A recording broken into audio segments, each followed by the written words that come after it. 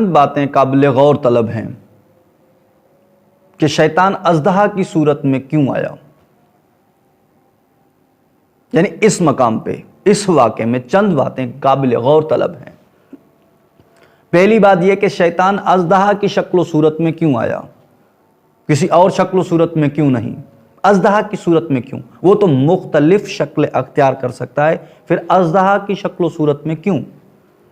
کہ بلا لکھنے والوں نے لکھا ہے کہ شیطان اژدہا کی شکل و صورت میں حضرت آدم کے پاس آ کے آزما چکا تھا, اور لکھنے والوں نے لکھا ہے کہ خود کے مقصد اور اپنے خیال میں کامیاب بھی ہو چکا تھا, اور ملعون نے چاہا کہ اس آدم ابو البشر کی طرح اس آدم سید الساجدین اور زین العابدین کو بھی اسی انداز سے اپنی طرف کر سکتا ہوں. لیکن جلال امامت نے آواز دے کر کہا کہ اے ابلیس ملعون, وہ آدم ابو البشر اور تھا, یہ سید الساجدین زین العابدین آدم اور ہے. مسکرا کر ایک جملہ کہا کہ اس آدم پر اس آدم کو بھی ناز ہے, اور فرمایا کہ ہم ہی تو ہیں فخر آدم.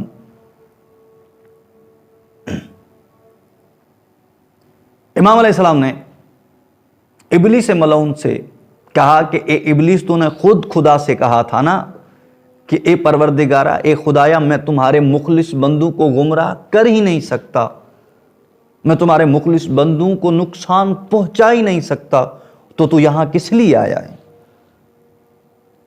اب میں دنیا والوں سے ایک ریکویسٹ کرتا ہوں, اور میری دنیا والوں سے ایک ریکویسٹ ہے کہ سانپوں سے ڈرنے والوں کو چھوڑ کر ٹھکرا کر سانپوں کو چیرنے اور پھاڑنے والوں کے پاس آئیں.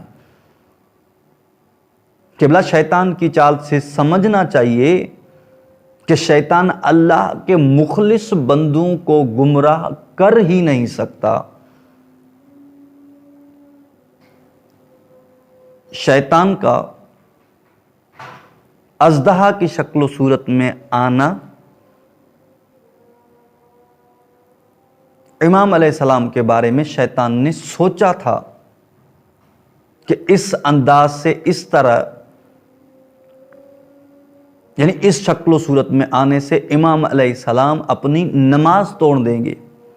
شیطان نے یہ سوچا تھا, یہ شیطان کی سوچ تھی. جان بچانے کی فکر کریں گے, اذیت سے فرار ہوں گے, اور کچھ نہ ہوگا تو کم از کم دیکھ کے روئیں گے.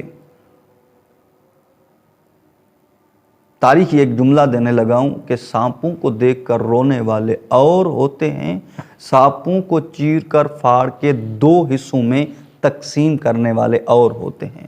ایک بات یاد رکھیے گا کہ ڈرا ہمیشہ بزدل کرتے ہیں, بہادر و شجاع ڈرا نہیں کرتے, بلکہ کسی چیز کو دو حصوں میں تقسیم اور ٹکڑے کیا کرتے ہیں. تاریخ گواہ ہے کہ کبھی کسی نے اژدہا کو دو حصوں میں تقسیم کیا, تو کبھی کسی نے مرحب و حارث کو دو حصوں میں تقسیم کیا. اژدہا کو دو حصوں اور دو ٹکڑوں میں تقسیم کرنے والا اور مرحب کو دو حصوں اور دو ٹکڑوں میں تقسیم کرنے والا کوئی اور نہیں, آپ کا اور میرا مرشد علی ابن ابی طالب